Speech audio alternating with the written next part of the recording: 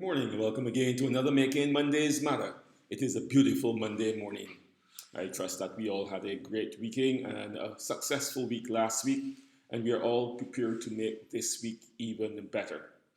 Across the world today, in many territories, countries, a lot of the COVID restrictions are being relaxed, and persons are returning to some sense of normality, as we've been hearing in many different places, a new normal.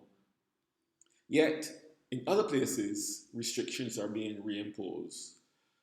One of the key differences that you see in areas where they're moving forward, meaning that they're reducing the restrictions, and others where restrictions are being reimposed, comes down to a simple concept: risk management.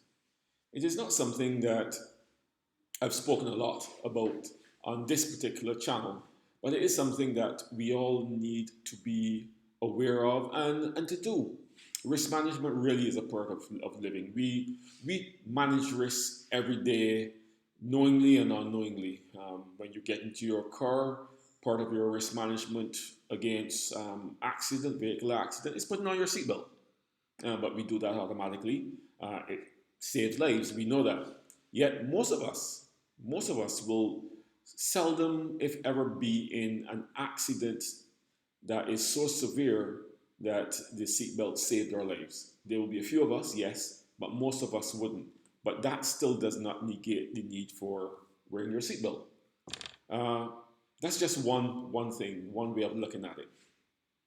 But I've had cases where speaking with clients, when the subject of risk management comes up, especially new entrepreneurs and those who were looking towards success, sometimes you get the pushback is, I don't want to focus so much on what could go wrong or the negative.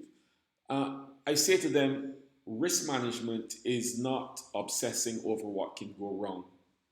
It is simply taking the actions and putting processes in place to mitigate what could go wrong to ensure your success. So, really, good risk management is about success, is about making sure that you get to where you want to get.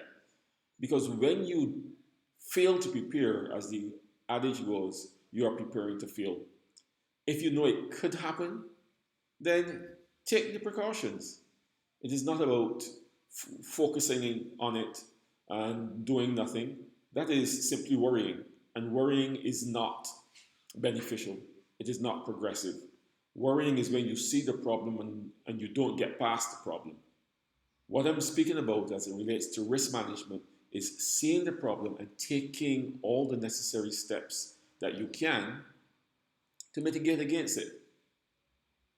Most of us will never use our home insurance, but we still take out house insurance, don't we? That's just common sense, just in case something happens. Every year, we in this region prepare for hurricanes.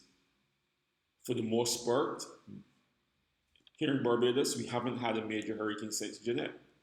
Um, if you look at Thomas, which was just a moderate storm in the past year, was many years ago also. But that does not preclude taking actions to mitigate against a potential strike. And those of our brothers and sisters in other territories know what I mean. We had Dorian just last year who pummeled on the Bahamas. And so it is important that we assess our risks, that we manage them as best we can. Not obsessing over them, but doing what is necessary to allow us to achieve the success that we are looking forward to. And in doing that, we are simply ensuring that we do all that is within our power to make sure that there's nothing that will hinder us from getting to where we are seeking to go.